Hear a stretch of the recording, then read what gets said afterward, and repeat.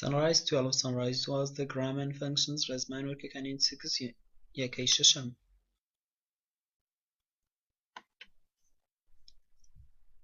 Students book page 43 کتێبی خوێندکار لاپەڕە 43 relative clauses with extra information ڕستەی پەیوەندیدار کە زانیاری زیادە دەبەخشن یان زیاد دەکەن کە who لەگەڵ which بەکاردێنین who لەگەڵ ناوی مرۆڤ which لەگەڵ ناوی بێگیانەکان بەکاردێنین یان ئاژەڵەکان relative pronouns بەوانش دەگوترێت جێناوی پەیوەندی. پێشەوەی یاسایەکانیان بخوێنین هەموو کاتێکی لە ڕستەی دووەمدا بکەر و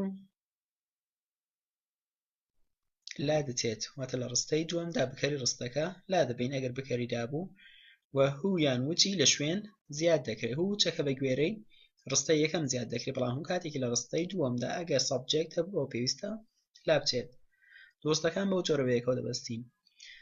سەبجێکتی ڕستەی یەکەم دەنووسین ئەگەر سەبجێکتەکە ناوێکی تایبەتی بوو ئەو ڕاستەوخۆ پێویستە ڕستەی دووەمی بە دوادا زیاد کرێت بە مەرجێک ڕستەی دووەم وەسفی ئەو ناوە تایبەتیە بکات کە ئەگەر ناوەکە ناوی ئاژەڵیان بێگیان بوو وچ دەنووسرێ ئەگەر ناوی مرۆڤ بوو هو دەنووسرێ و ڕستەی دووەم بەبێ دەستکاری دەنووسرێتەوە واتە هو یان وچەکە لە شوێنی سەبجێکتی ڕستەی دووەم دەنووسرێ و ڕاستەوخۆش بە دوای سەبجێکتی ڕستەی یەکەم کە ناوێکی تایبەتیە و ڕستەی دووەم وەسفی دەکات دەنووسرێت.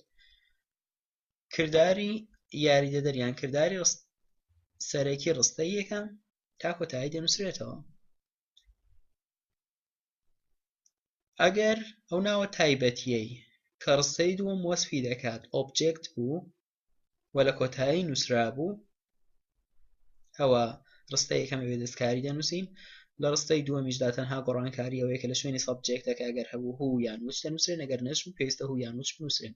ئەگەر ئۆبجێکتەکە ناوێکی بێگیان بوو یان ئاژەڵ وچ دەنووسرێ و ئەگەر مرۆڤ بوو هو بەکاردێنین و ڕستەی دووەم بەبێ دەستکاری دەنووسینەوە. لێرەدا سەرنجیان لە یاسای یەکەمدا ڕستەی دووەم لە نێوان دوو فاریزەدایە و لێرەشدا لە نێوان ڕستەی یەکەم و ڕستەی دووەم فاریزە هەیە. نمونەکان They were used by Bill ئەوانە لەلایەن بیڵەوە بەکار هاتن. He had earlier invented the telephone کە ئەو پێشتر تەلەفۆنی داهێناوە use who بەکاربێنە. لێر لە ڕستەی دووەمدا بۆ خۆی توێتی و بەکاربێن لە شوێنی هو دەنووسین و Bill ناوە تایبەتیەکەی کە ڕستەی دووەم وەسفی دەکات لە کۆتاییە کەواتە ڕستەی یەکەم دەنووسینەوە They were used by Bill ئەوان لەلایەن بیڵەوە بەکار هاتن فارزێکی دادەنین. ڕستەی دووەمیش دەنووسینەوە تەنها گۆڕانکاریەکە ئەوەیە کە لە شوێنی هو دادەنێت. Who had earlier invented the telephone کە پێشتر تەلەفۆنی داهێنابوو.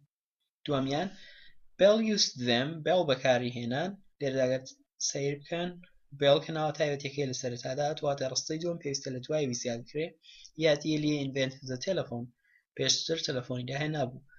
Add extra information زانیاری زیاد کە لێرە پێی نەگوتوین کە هو بەکاربێنین یان وچ بەڵام دەزانین لەبەرەوەی Bell ناوی مرۆڤە کەواتە پێویستە لە شوێنی هی لە ڕستەی دووەمدا هو بنووسرێت.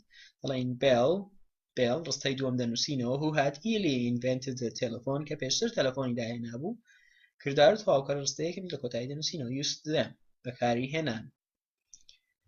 سێمیان These glass fibers are not a new invention ئەو ڕیشاڵە ڕووناکیانە داهێنانێکی نوێ نین. They can transmit a signal دەتوانن هێما بگوازنەوە. Use which بەکاربێنە to add extra information بۆ زیادکردنی زانیاری زیادە. These glass fibers ئەو ڕیشاڵیان ئەو تاڵە ڕووناکیانە ناوە تایبەتیەکەیە کە they can transmit a signal کە ڕستەی دووەم وەسفی دەکات. مادام وەسفی ناوە تایبەتەکەی دەکات کە لە سەرەتایە کەواتە پێویستە لە دوایی زیاد بکرێت. ناوە تایبەتەکەی دەنووسینەوە these glass fibers ڕستەی دووەم دەنووسین کە تەنها گۆڕانکاری تێداوێت لە شوێنی سەبجێکتەکەی وچ دەنووسرێت which can transmit a signal و verb و تەواوکەری ڕستەی یەکەمیش دەنووسینەوە are not a new invention ئەو تاڵە ڕووناکیانە کە دەتوانن هێما بگوازنەوە are not a new invention داهێنانێکی نوێ نین.